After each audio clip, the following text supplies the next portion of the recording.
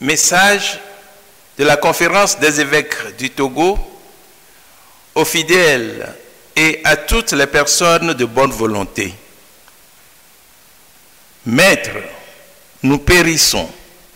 Cela ne te fait rien. Marc chapitre 4, verset 38. Chers fils et filles du Togo, et vous tous, hommes et femmes de bonne volonté, au beau milieu de la tempête, alors que la barque dans laquelle il se trouvait avec ses disciples était violemment ballottée par les flots en furie, Jésus semblait dormir sur des coussins à l'arrière, nous dit l'évangéliste Saint Marc. Étonnés par cette attitude du Seigneur, ses disciples le réveillent en criant « Maître, nous périssons, cela ne te fait rien. Nous périssons, cela ne vous fait rien. » C'est le cri de détresse que poussent des milliers de nos concitoyens devant le silence apparent des évêques qui semblent être indifférents à la dramatique et houleuse situation que traverse notre pays et aux interpellations qui jaillissent des cœurs meurtris de ses enfants.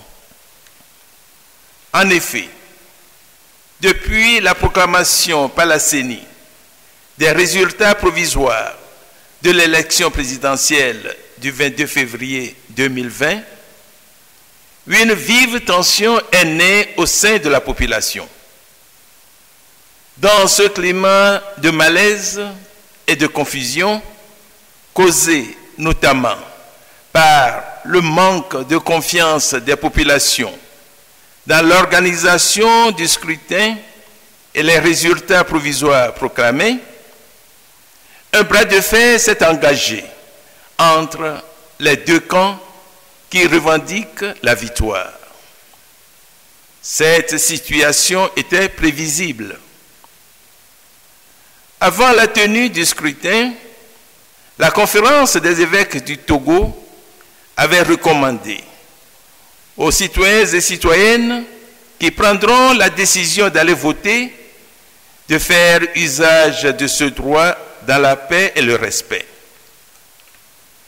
Elle avait par ailleurs exhorté toutes les institutions impliquées dans ce processus à assumer leur rôle dans la transparence, la justice, la vérité et le respect de la mission qui leur est assignée, afin que celle-ci ne soit émaillée ni de fraude, ni d'aucune violence. De même, elle avait marqué sa surprise et son indignation devant le refus opposé par le ministère de l'administration territoriale à la demande d'accréditation présentée par le Conseil épiscopal Justice et Paix. Refus qui, aux yeux des évêques, était motivé par des raisons tout à fait contestables. Les évêques rappellent que la présence des observateurs de la société civile aux côtés des organisateurs institutionnels était de nature à créer la confiance des électeurs en la crédibilité et la sincérité des résultats de leur vote. Au regard de ce qui s'est passé sur le terrain, on peut dire que l'élection présidentielle du 22 février 2020, dans son ensemble, s'est déroulée dans un climat relativement apaisé.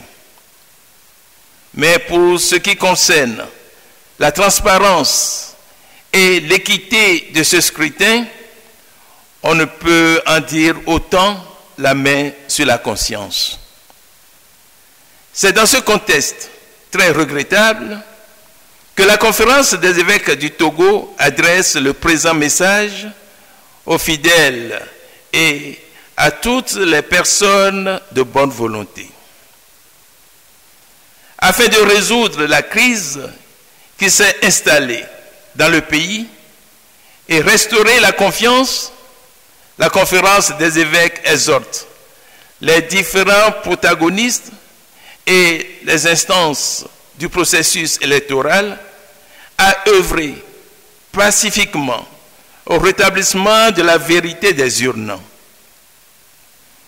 Depuis la proclamation des résultats provisoires, la conférence des évêques du Togo n'est pas restée inactive devant la situation de Monseigneur Philippe Fanouko Kodjo.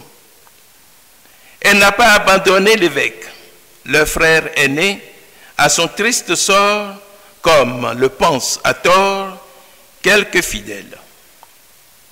Dans la discrétion, la conférence était plutôt en concertation, notamment avec l'annonciature apostolique, pour trouver la solution la plus appropriée. Contrairement à ce qu'affirment certains messages publiés sur les réseaux sociaux, les évêques n'ont reçu ni voiture, ni aucun autre présent de qui que ce soit, dans le but de tronquer leur liberté d'appréciation et leur liberté d'expression. Par ailleurs, la conférence des évêques, en tant qu'institution de l'Église, ne pouvait pas appeler à la marche du vendredi 28 février. Elle ne souhaitait pas exposer les manifestants au risque éventuel d'une répression.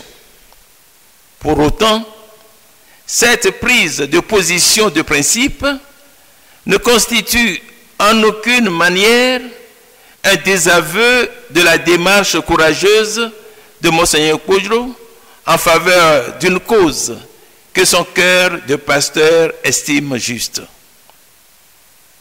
La conférence des évêques dénonce le blocage imposé à la résidence de Monseigneur Kodjo, d'autant plus que cette mesure est non seulement une atteinte grave à sa liberté de mouvement, mais empêche aussi le fonctionnement du centre de santé contigu à ce lieu.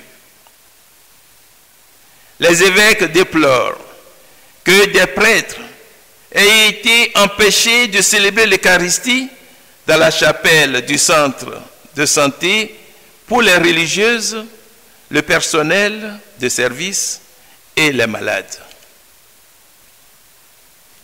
Les évêques ont vu avec consternation les violences qui ont été perpétrées à l'intérieur du collège Saint-Joseph ce vendredi 28 février 2020, lieu où se sont réfugiées les personnes dispersées par les forces de sécurité.